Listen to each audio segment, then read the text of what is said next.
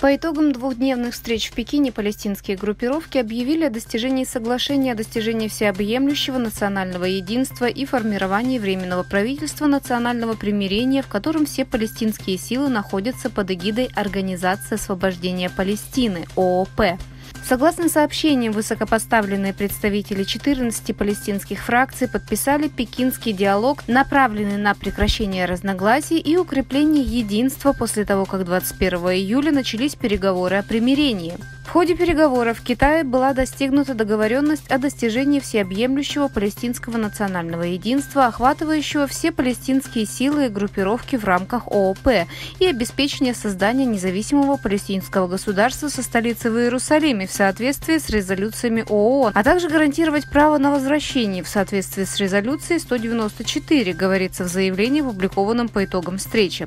В последние годы Китай наращивает свое экономическое влияние на Ближнем Востоке и выходит на главный фланг в качестве дипломатического примирителя. В декабре прошлого года в Пекине состоялась встреча заместителей министров иностранных дел Саудовской Аравии и Ирана.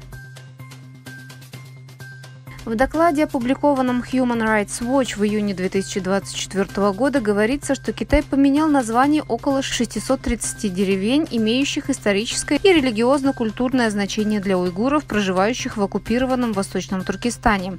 Хотя изменение названий деревень – это процесс, который продолжается с 2009 года и на сегодняшний день затронул около 3600 деревень, тщательное изучение показало, что пятая часть этих изменений пришлась в основном на период с 2017 по 2019 год, что указывает на преднамеренную попытку культурного стирания.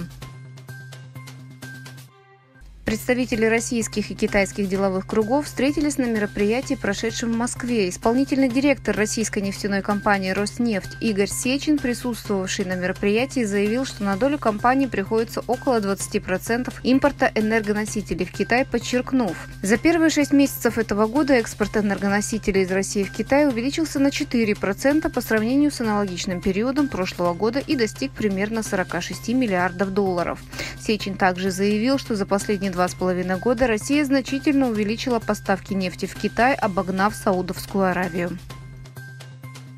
Директор секретной службы США Кимберли Читтл, попавшая под огонь критики после того, как в экс-президента США Дональда Трампа стреляли во время предвыборного митинга, подала в отставку.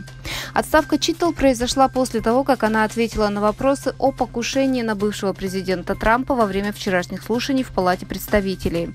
Во время заседания, которое длилось более 4 часов, члены Конгресса от обеих партий допрашивали Читтл и подвергли резкой критике неспособность службы предотвратить покушение, после чего призвали ее немедленно уйти в отставку. Отвечая на вопрос о сообщениях о том, что президент Турции Реджеп Таyyip Эрдоган и президент Сирии Башар Асад встретятся в Москве в августе, представитель Кремля сказал, что Москва хочет, чтобы отношения между двумя странами улучшились. Как сообщает информационное агентство Reuters, пресс-секретарь Кремля Дмитрий Песков, отвечая на вопрос о сообщениях, сказал, что Россия хотела бы, чтобы отношения двух стран улучшились, но не подтвердил, состоится ли такая встреча в столице. Камала Харрис, кандидатуру которой в предстоящей президентской гонке поддержал действующий президент США Джо Байден, не будет присутствовать на совместном заседании Конгресса, где выступит премьер-министр Израиля Биньямин Нетаньяху.